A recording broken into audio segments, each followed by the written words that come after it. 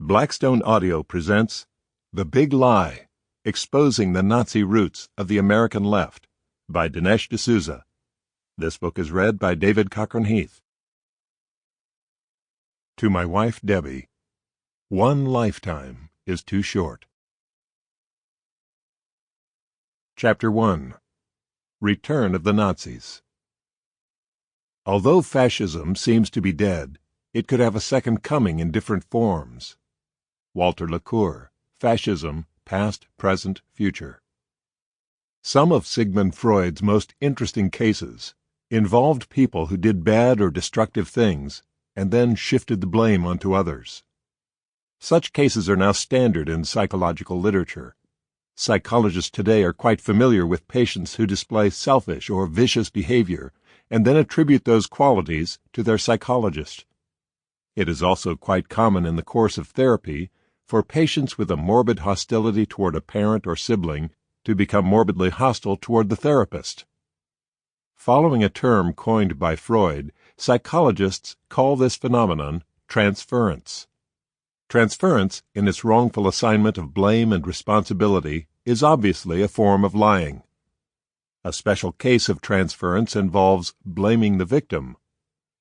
In the relevant psychological literature, the perpetrator of some terrible action blames it not on himself, but incredibly on the victim of the offense.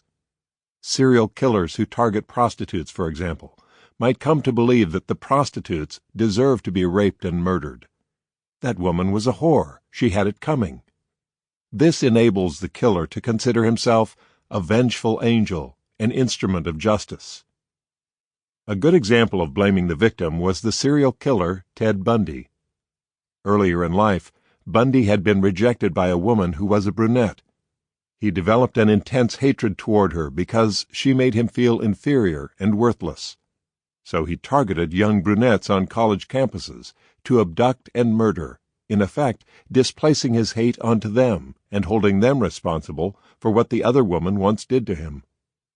In Bundy's mind, he had been unjustly rejected and victimized, and by a perverted process of displacement, he held the women he killed responsible for this. Blaming the victim is a lie, but a lie of a special type. Normally, lying is a distortion of the truth. This applies to transference in the general sense of the term. The qualities of the patient are shifted to the therapist. But when a perpetrator blames the victim, he does more than blame an innocent party.